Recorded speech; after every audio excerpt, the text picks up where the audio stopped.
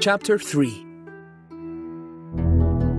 She bounced around on his shoulder as he made his way deeper into the woods, but Sybil was far less concerned about the bruises she was going to have all over her body than she was about the sound of dogs at their back and the howl of the wolf that grew louder with every step. He was taking her away from one threat, but they were heading straight into another. The stranger, however, didn't seem very concerned about that. Sybil was starting to get nauseous, travelling upside down, with only a view of the forest floor and her captor's tartan plaid. She clutched that garment for dear life, amazed at how fast the man could travel, with little sign of exhaustion or even slowing. And then he stopped. It was so sudden she clutched at him, afraid of what might have immobilized him so quickly. She couldn't see around him. "Lena." He said the word, but Sybil didn't know what it meant.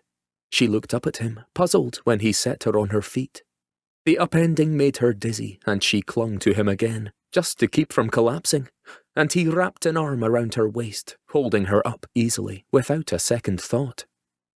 The sudden howl that filled the forest sent gooseflesh up and down her arms, and Sybil turned her head slowly, eyes wide, following the big man's gaze.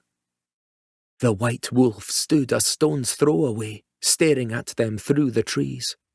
Her fur was matted with blood, like a red bib down her front, where Alistair had cut her. She was still just as beautiful, and just as dangerous, as the last time Sybil had seen her. "Wait!" Sybil cried, but it was too late. The man approached the animal without even a modicum of caution, and Sybil, still dizzy from her upside-down ride through the forest, hung onto a tree, cheek against the rough bark. Her captor didn't appear at all afraid, and neither did the wolf. Sybil watched in disbelief as the wolf sank down until her belly rested in the dirt, head bowed as the man advanced.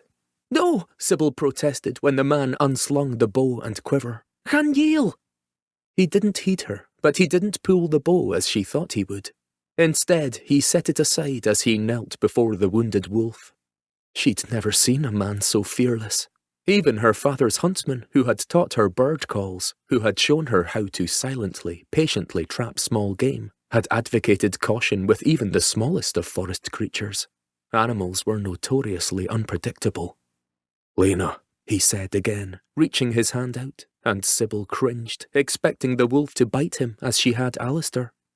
But the wolf accepted the man's attention, whining softly as he inspected her wound. It was almost as if the animal understood that